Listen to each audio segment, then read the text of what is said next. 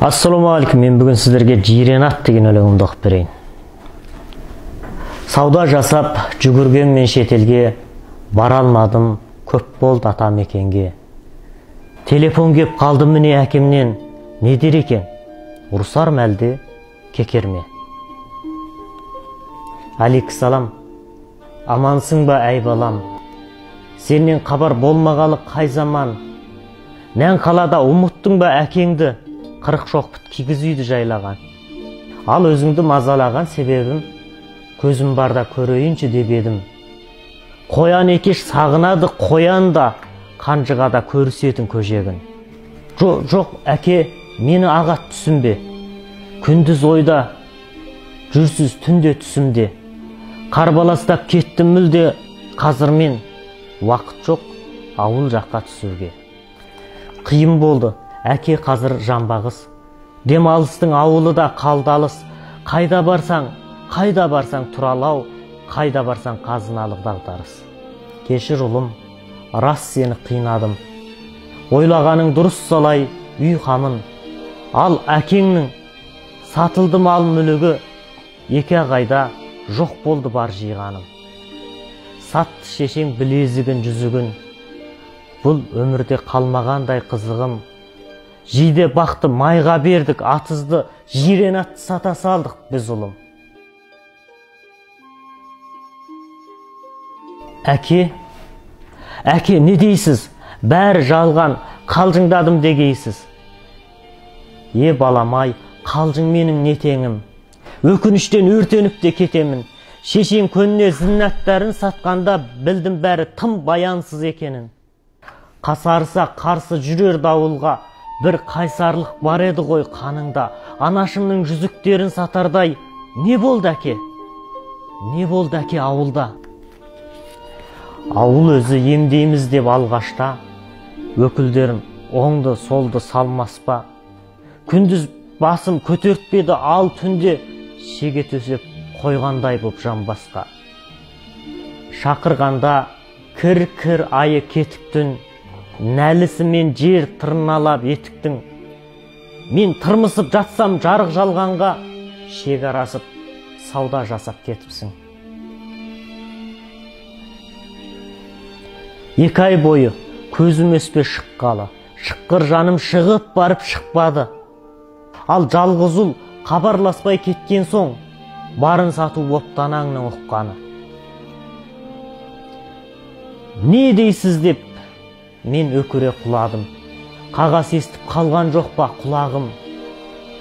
Мен директор екенімді ұмыттым, көздерімнен ытқып ақты бұлағым. Ауруым меңдей берсін меңдесе, разымын сенің сәулең сөнбесе. Емдетерлік ақша дайын болмаса көзді беріп құтылармын ендеше. Баламай, мазалаған себебін, менде сондай қайырлаған кемемін. Ең соңғы рет өз көзіммен өзіңді көріп қалсам деп едім. Онда әке, қайғы мұңға маталма, мұндай шақта ұлың қарап жатар ма? Мен ілезде жетіп барам қасыңа, компаниямды сатам да. Әке, азаптанып бекерге, неге хабар бермегенсіз есерге? Алтынның да жанарбайтын жарқылы жанарыңның жарығына жетер ме? Әке, бақыттымын сендермен, айығасыз кесел салған шеңгелден. Әйелімнің бриллиант алқасын анашымның жүзігіне тең көрмен. Әке, мен алдыңда баламын, докторларын іске қосып қаланың. Өз қанымды сассамдағы көзімді аман алып қаламын. Осы сәтте әкем терең күрсінді. Өз кеудемнен естіп тұрмын дүрсілді. Трубканың ар жағында ауыл тұр, жылқы кісінеп үй түрді. Трубканы анам алды. Құлыным, кешірерсің әкеңнің бұл қылығын. Жуып алып тамыз алмай түрәне, көз жасына шылымын. Баламай, сабам толсақ пісетін, сары май бар, сағыныш боп түсетін. Сары қымыз бар, бағылам бар, сорпа бар, тек ұлым жоқ, сарқып-сарқып ішетін. Жирен ат бар, ерттей тұғын ешкім жоқ. Домбыра бар, шерттей тұғын ешкім жоқ. Сосын бізге сен жалғаған телефон, іңгәлаған дауысың да естілмек. Жаным балам, ер мінез бір беттейсің, сондықтан да жалғыз өзің көп дейсің. Компанияңды саталасың біз үшін, ал ауылға неге келіп кетпейсің? Компанияңды саталасың біз үшін, ал ауылға неге келіп кетпейсің? Бұл өлеңімді осы кітабымнан оқып, кішкентай қызым Құсыни сұңқылдап жылап жатыр екен. Қайсы өлеңді оқып отырсың? Ай, оқы. Жирен ат па? Иә. Неге жылап отырсың енді оған? Аянышты ма екен? Анасы сол қызымның жылаған бейнесін интернетке салып қойып еді.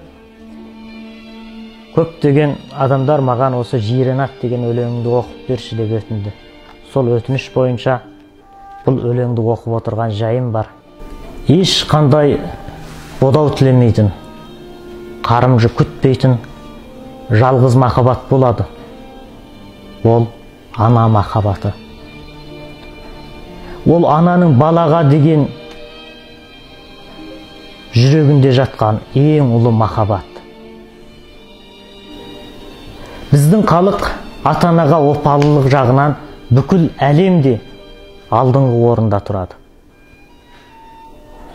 Өйткені бізде қара шаңырақ деген ұғым бар. Біздің көршілеріміз ата-анамыздың, туыс-туғандарымыздың ат ізін суытпай үйімізге келіп кетіп жататынын көріп қызығады, таңдай қаға тамсанады. Енді қай ұлт екенін айтпай-ақ қояйын, бір көршіміз қазақтар не деген бауырмал, не деген керемет деп таңғалып еді.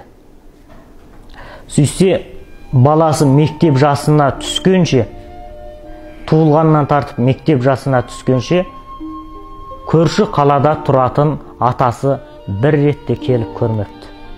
Сондай адамдардың кейін қарттар үйін паналап қалуы табиғи да шығар. Бірақ бұл біздің ұлтымыз үшін мүлде түсініксіз жағдай. Ата-анаға опалылық дегеніміз әрқашан алтынмен аптап, күміспен күптеп, үлдемен бүлдеге орап, материалдық шарт жағдайын ғана қамдап қойып, карточкасына ақша салып, сонымен бітті дейтін шаруа емес. Алтын сарайда отырса да, адамның жүрегі онымен мейірімге бөлене салмайды. Опалылық дегеніміз ең бастысы қартайғанда жанына серік болу, бірге көңілденіп, бірге жүру, бірге мұңайып, бірге қуану, бірге жұбану. Адам баласы үш нәрсенің қадірін түсінбейді екен. Бірі уақыт, екіншісі денсаулық, үшіншісі ата-ана. Осы үшеуінен артық неміз бар? Осы үшеуінен қымбат қандай құндылығымыз бар? Осы кескінді көрген болсаңыз, қазірде ата-анаңызға хабарласып, егер алыста жүрсеңіз, соларға бір көңілділік бағыштап қойғайсыз. Баласының әр рет хабарласқаны ата-ана үшін өте шексіз қуаныштың бірі. Баласынан ешқандай материалдық нәрселер тілемейді әрбір ата-ана. Тек аман жүріп, жақсы жүріп, мүмкін болса жанына жиірек, үнемі келіп тұруын ғана тілейді. Ата-анамыз, әрқандай жақындарымыз бізге мәңгілік жолдас емес. Сондықтан бардың қадірін білейік ағайын.